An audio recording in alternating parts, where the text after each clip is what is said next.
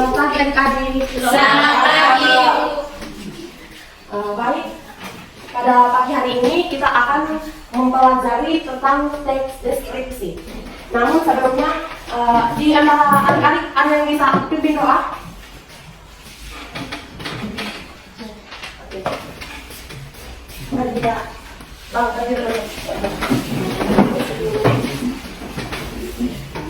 Mari kita siapkan hati yang bagi kita untuk murid Tuhan dan melangkah dalam negara Roh Kudus. Amin. Bapa kami yang ada di surga, dimuliakan namamu, datanglah kerajaanmu, jadilah kehendakmu di atas bumi seperti dalam surga. Berilah kami rezeki hari ini, dan ampunilah kesalahan kami, seperti yang mengampuni yang bersalah kepada kami, dan jangan masukkan kami dalam pencobaan, tetapi bebaskanlah kami dari jahat. Amin. dalam Bapa Dan Putra dan Roh Kudus. Amin. Baik, sebelum kita memulai pelajaran kita pada pagi hari ini, kita absen dulu ya adik-adik. Materiana Evios ada, Salvarina Jama ada, Angela Rao ada, Servina Babu ada, Maria Angelina Seu hadir, Maria Angelina Ikun hadir ibu, Sylvester Avalo Adik, Vincentius Kenapa adik Bu.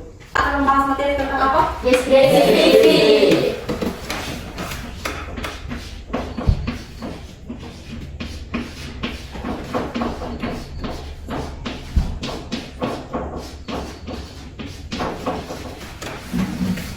Baik. Di sini ibu akan membuat sebuah game. Jadi, siapa yang ibu tunjuk di sini, dia harus memberikan satu kata tentang apa itu deskripsi. Bisa? Bisa. Baik, kalau begitu ibu akan menunjuk yang di belakang. Apa itu teks deskripsi? menjabarkan sesuatu. Oke, baik. Tepuk tangan dulu. Kemudian ada yang di depan? Menjelaskan sesuatu. Oke, bagus. Tepuk tangan dulu. Kemudian materi, coba. Menceritakan sesuatu. Oke, bagus. Tepuk tangan. Siapa lagi yang mau jawab? Silakan. Menggambarkan sesuatu. Betul. Tepuk tangan dulu. Jadi ketika kalian sudah dengar ada yang bilang menceritakan, menggambarkan, menjabarkan, dan tadi apa lagi yang satunya? Menjelaskan. Apakah ada yang bisa membuat kesimpulan dari apa itu teks deskripsi? Oke, baik. Coba jelaskan. Teks deskripsi adalah sesuatu yang dibuat oleh penulis dengan melakukan suatu pemaknaan sehingga terbentuk nyata. Oke, tepuk tangan dulu. Betul, jawabannya hampir betul. Jadi, teks deskripsi itu adalah sebuah tulisan yang menggambarkan suatu objek berdasarkan hasil pengamatan, perasaan, dan pengalaman penulisnya. Berarti, orang yang menuliskan teks deskripsi ini dia harus menulis berdasarkan apa yang dia amati. Berarti contohnya, ketika kita pergi ke pantai, kita melihat di pantai itu airnya jernih, banyak pasir yang berkilauan, banyak pohon kelapa dan pohon bakau yang penuh di sekitar pantai, itu namanya pengamatan. Dan kemudian dia menulis kembali apa yang dia amati. Jadi teks ini biasanya berisi kalimat yang memaparkan objek atau benda atau makhluk hidup.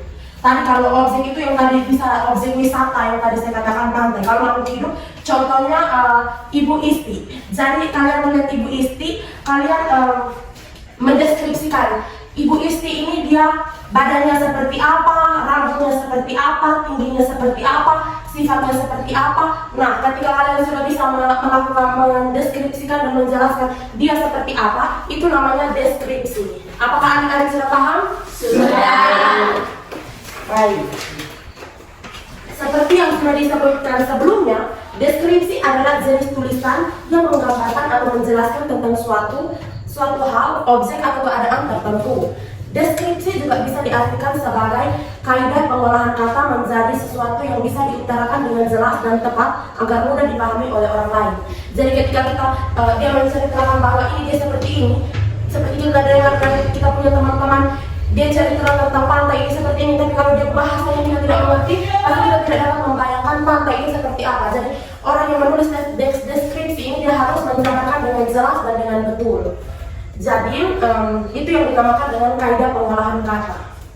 Jadi teks deskripsi adalah teks yang dimana ide utamanya merupakan penyampaian dengan menggambarkan objek, tempat dan peristiwa tertentu dengan sangat rinci, baik seperti yang tadi kita lihat di pantai, kita lihat airnya seperti apa, suasananya seperti apa, tanaman apa yang hidup di pantai, itu yang dinamakan dan menjelaskan sesuatu dengan rinci. Dengan begitu, pembaca bisa seolah-olah merasakan secara fisik maupun emosi secara langsung dengan apa yang dijelaskan di dalam teks. Jadi kalau kita tuliskan dengan baik dan kita menuliskan sesuatu, menggambarkan sesuatu berdasarkan pokoknya sesuatu itu kita gambarkan secara rinci, hal-hal kecil pun yang kita amati pun kita tulis. Orang yang membaca pun pasti, walaupun kita tidak pernah ke pantai itu, tapi ketika dia membicarakan bahwa pantai ini seperti ini dan dia menjelaskan secara rinci, pasti di dalam otak kita, oh ternyata pantai ini seperti ini. Betul atau tidak adik-adik? Betul. Ini menurut ahli, menurut Herni Guntur Tarigan. Dia mengatakan bahwa deskripsi adalah tulisan yang bisa menggambarkan sebuah cerita dengan tujuan mengajak pembaca supaya bisa memahami, merasakan, dan menikmati sesuatu yang dibicarakan di dalam teks seperti aktivitas, emosi, dan lain-lain. Seperti tadi yang sudah dijawab oleh teman kita bahwa di dalam teks deskripsi itu dia menggambarkan tentang sebuah cerita dengan tujuan mengajak pembaca untuk memahami apa yang dia ceritakan. Jadi itu yang namanya teks deskripsi. Kemudian menurut Goris Kera, teks deskripsi adalah suatu tulisan yang digunakan untuk menyampaikan hal atau objek yang dibicarakan, sehingga pembaca bisa seperti melihat sendiri objek yang digambarkan tersebut secara langsung. Penulis harus bisa memindahkan hasil perasaan rincian wujud yang ditemukan pada suatu hal atau objek. Jadi seperti begini, kita menuliskannya. Kita harus menggambarkan, namanya kalau dikatakan fisiknya berarti kita sudah bisa menuliskan bahwa ballpoint ini berwarna putih. Di sisi-sisi ballpoint ini ditulis Monster dan ada nama perusahaan yang ditulis di badan ballpoint ini dan ada gambar buah apa ini. Pokoknya ada gambar buah-buahan yang dituliskan di dalam ballpoint ini. Itu yang dinamakan dengan mendeskripsikan sesuatu. Dalam menulis teks deskripsi, penulis dituntut untuk menggambarkan objek-objek secara rinci, yang seperti tadi saya sudah bicarakan. Dalam hal ini, karena teks deskripsi memiliki tujuan untuk menciptakan pengaruh panca indera, sehingga pembaca bisa menghasilkan kesan tertentu berdasarkan imajinasi dari masing-masing pembaca. Seperti tadi saya menghayal atau berimajinasi. Jadi kalau kita baca, mungkin kita punya imajinasi atau kita punya pemahaman itu berbeda-beda tentang apa yang dia tulis di situ. Kemudian kita masuk pada ciri-ciri teks deskripsi. Teks deskripsi memiliki ciri-ciri yang bisa memudahkan pembaca untuk mengenali jenis teksnya.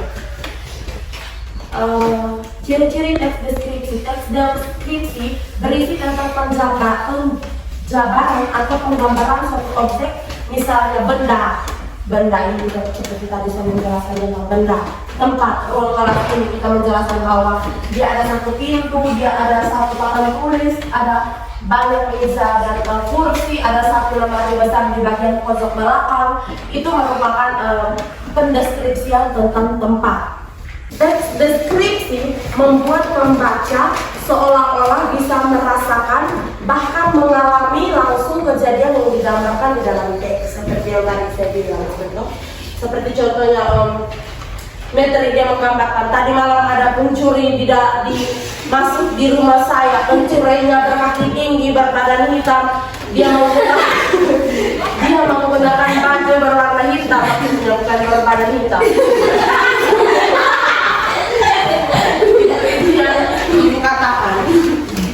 Dia penjahatnya berbadan tinggi besar dan berbaju hitam. Dia sangat mengerikan. Ketika kita mendengar ini pasti kita juga, kalau dia cerita dengan serius pasti kita juga merasa takut. Betul atau tidak? Betul. Pertama judul, kedua adalah identifikasi. Identifikasi merupakan penentuan identitas dari orang, objek atau benda. Penentuan identitas, contohnya kita ingin menuliskan tentang Sari, jadi kita harus tahu Sari ini siapa, orang tuanya siapa, Sari ini berapa bersaudara, itu yang dinamakan dengan, dan Sari ini umurnya berapa tahun, itu yang dinamakan dengan penentuan identitas. Yang terakhir itu klarifikasi. Klasifikasi.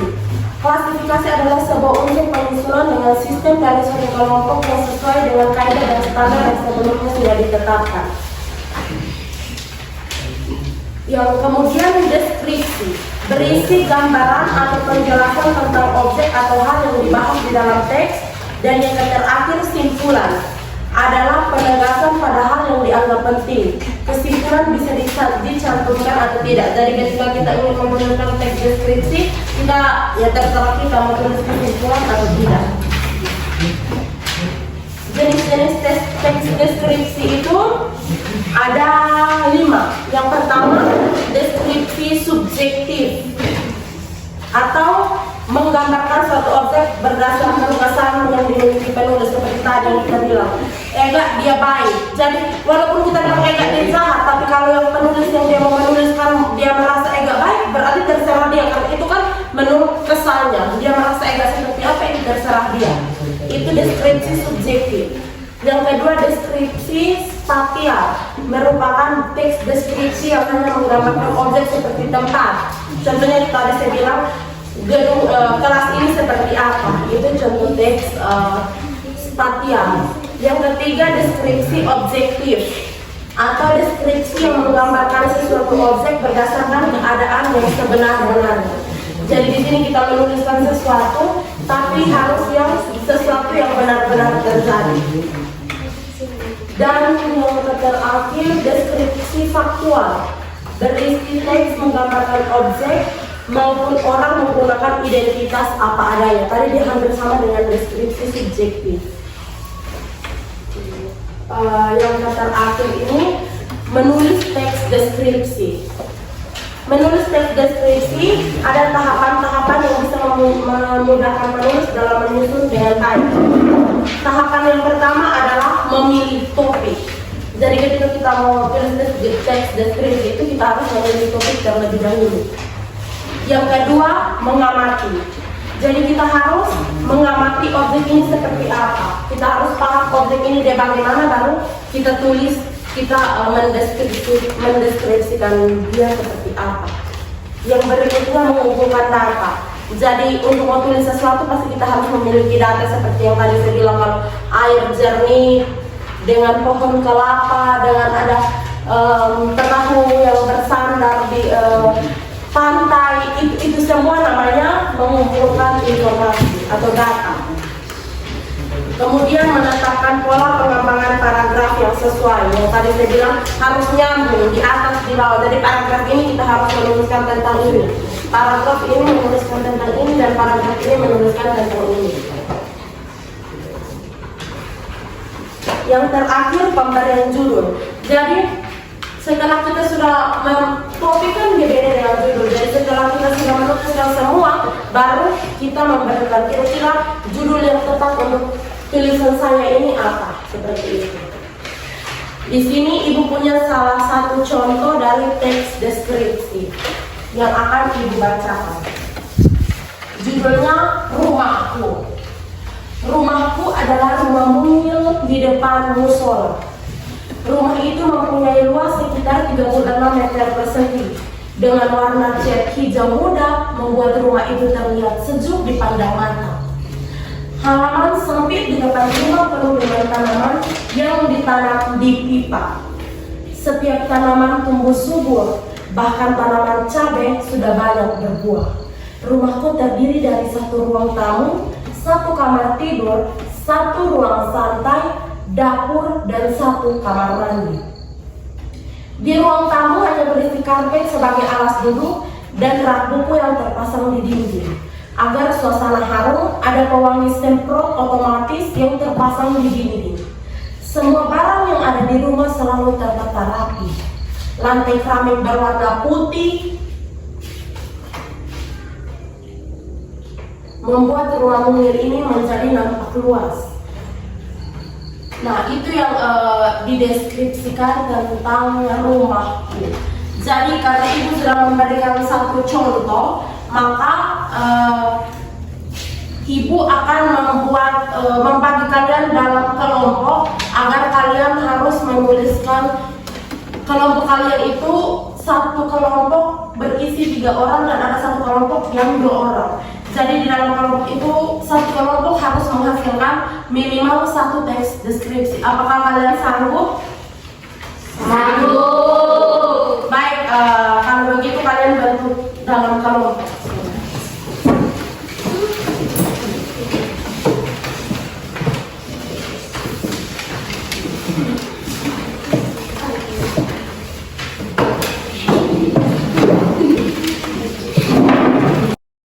Apakah kalian sudah menuliskan tentang teks deskripsi yang ibu berikan?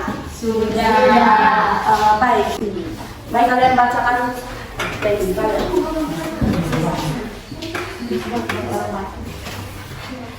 Keindahan alam Indonesia yang mendunia.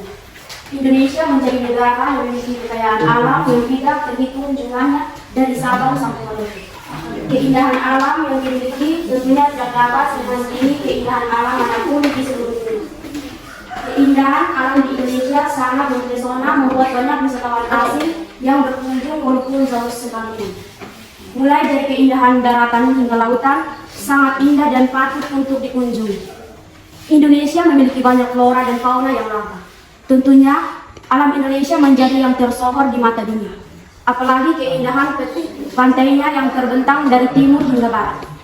Kekayaan laut Indonesia juga didukung dengan banyaknya pulau yang ada. Keindahan alam bawah laut juga turut menjadi pesona Indonesia. Hal itu membuat banyak wisatawan memilih untuk menikmati indahnya keindahan bawah laut. Beberapa tempat yang sering dikunjungi wisatawan di seluruh dunia, di antaranya Bali, Raja Ampat, dan Manado. Selain pantai yang indah, Indonesia juga menjadi negara dengan hutan terbesar di dunia. Indonesia disebut sebagai paru-paru dunia karena 1/3 hutan yang ada di dunia ini terdapat di Indonesia. Keindahan hutan di Indonesia tidak diragukan lagi karena hamparan hijau pohon-pohonnya membuat setiap pasang mata terhipnotis. Indonesia begitu kaya dan indah. Oleh karena itu, kita perlu menjaga dan melestarikan kekayaan yang ada. Bisa dengan melakukan hal kecil seperti tidak membuang sampah sembarangan. Lingkungan yang bersih akan menjadi tempat tinggal yang nyaman bagi makhluk hidup di sekitarnya. Oke, baik. Mari kita berikan aplaus untuk teman yang berkelompok. Berikutnya kelompok 2. Salah satu andalan wisata kota Yogyakarta adalah Pantai Parangrintis.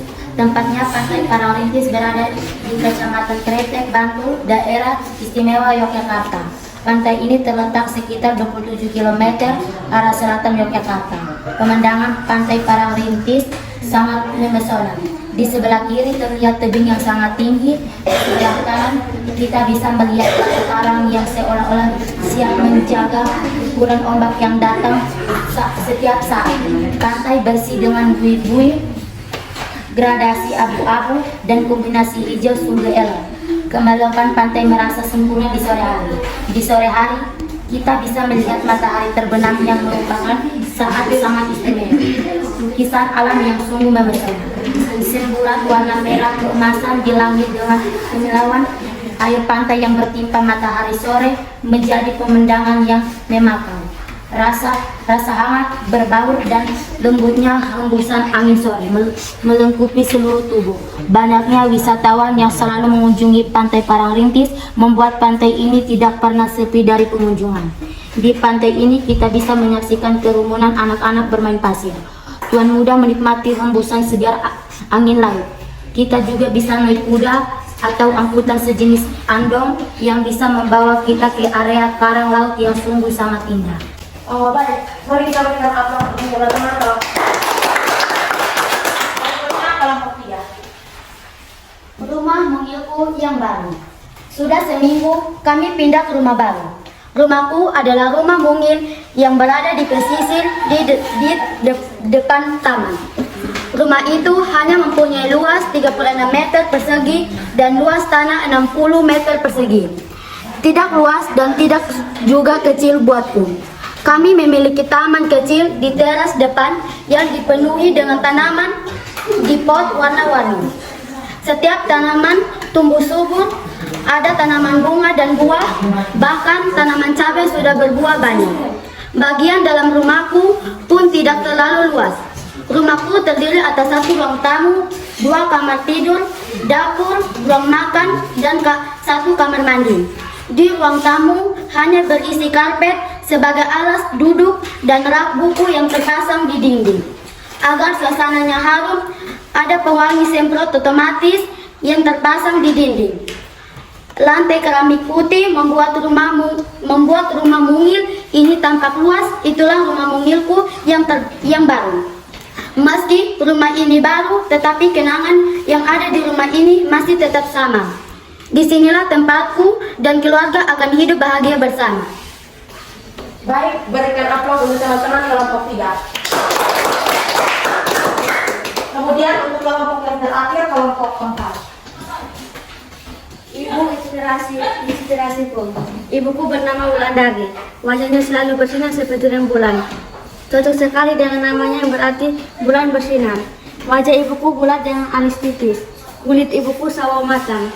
Ibuku tidaklah tinggi, tidaklah pula pendek. Rambutnya hitam bergelombang. Pandangan matanya yang kuat. Kini sudah mulai sayu dan termakan usia. Namun mata hatinya tetap kuat bagaikan baja. Ibuku adalah wanita yang sangat baik. Ia ramah dan jujur katanya, lembut kepada siapa saja. Ia sangat suka membantu orang lain, terutama yang sedang mengalami kesusahan. Ibuku adalah seorang guru. Menurutku, ialah yang membuatnya pada prinsip untuk selalu mengajarkan kebaikan kepada sesama. Belajar terus sepanjang masa adalah sekolahnya. Baik, berikan aplaus untuk teman-teman kelompok 4. Baik, pelajaran kita hari ini tentang teks deskripsi. Ibu menyimpulkan bahwa kalian semua sudah paham tentang apa itu teks deskripsi karena kalian sudah bisa menuliskan teks deskripsi kalian masing-masing. Jadi untuk teks deskripsi ibu rasa kita sudah cukup sampai di sini dan ibu memberitahu bahwa minggu depan kita akan mempelajari tentang teks prosedur. Jadi kalian harus mempelajari apa itu teks prosedur. Mengerti anak-anak? Baik, untuk itu ada yang bisa pimpin kita doa penutup?